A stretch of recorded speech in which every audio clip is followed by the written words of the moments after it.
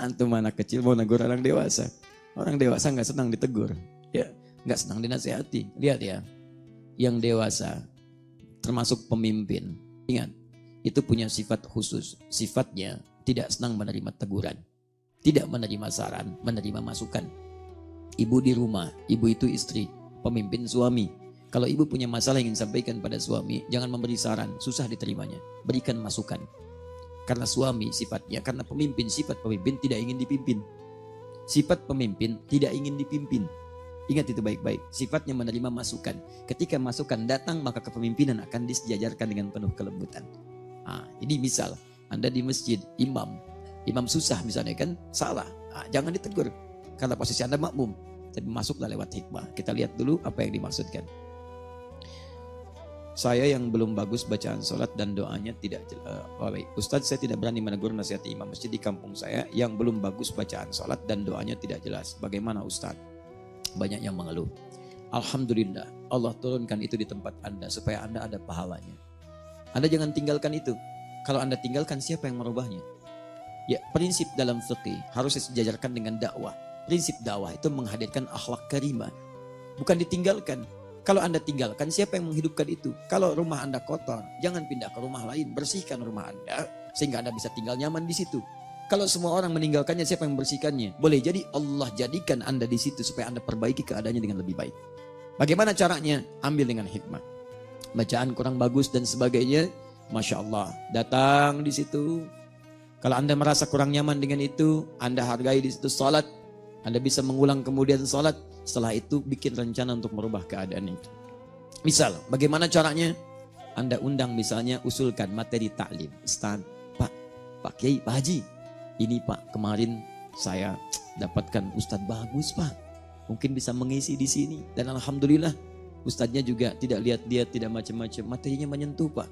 Enggak apa-apa, undang ke sini. Undang. Begitu diundang, cari waktu bertepatan dengan sholat maghrib dan isya.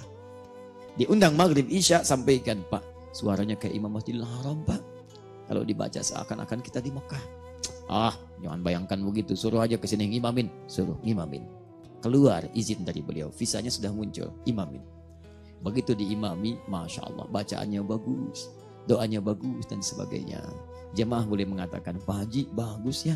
Kalau ada imam seperti ini di sini dan sebagainya. Di situ diam. Tapi di rumah mulai mikir. Masuk awal-awal diusulkan, undang lagi, buka pelajaran, belajar bacaan supaya bacaan bagus dalam imam. Baca. Pelan-pelan. Insya Allah dengan izin Allah mulai hire imam yang bagus. Ya, Pak Haji tetap mengimami, jadwalnya mulai diatur. Ya, Masya Allah. Pak Haji, bagaimana kalau besok dalam sepekan salah satunya yang Jumat ini? Oh boleh, silakan. Masya Allah. Begitu Jumat ramai orang sholat di belakang. Karena yang imamin bagus. Begitu Pak Haji berkurang lagi jamaahnya. Masya Allah. Karena merasa ada yang kurang nyaman. Baik ya. Pak Haji melihat. Besok si Ujang aja yang imamin. Masya Allah. Ujang jadi ngimamin. Ngimamin. Alhamdulillah. Saya pernah mulai ini pelan-pelan.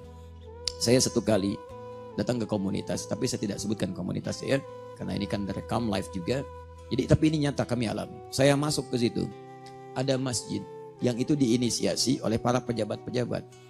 Cuman lupa pejabat itu kan di kantor, di masjid nggak ada jabatan. Nah ini lupa, ingin selalu jadi pejabat sampai ke masjid.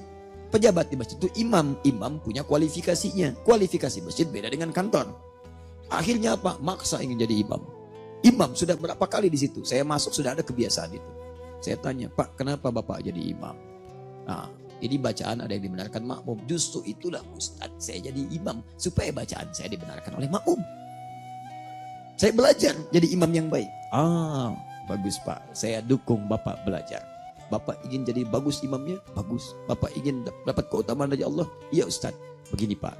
Insya Allah supaya lebih bagus. Sebelum Bapak imami, kita ajari dulu dengan santri. Supaya bacaan Bapak lebih bagus. Bagus itu Ustaz. Sebelum Bapak imami, baca dulu ayatnya. Setorkan ke santri Pak ya. Kita ada pesantren dulu untuk pesantren mahasiswa Al-Quran. Belajarlah ke santri. Tapi nanti saat Bapak belajar ini, tetap Bapak jadi imam. Cuman sementara duhur dengan asar dulu. Jadi maghrib, isya, subuh, yang lain dulu. Lalu pas saya imami dulu, nanti Bapak duhur dengan asar. Siapa? Insya Allah siap Ustaz. Masya Allah. Jadi kita tidak turunkan derajatnya sebagai imam. Cuman duhur dengan asar. Kita pindahkan waktunya.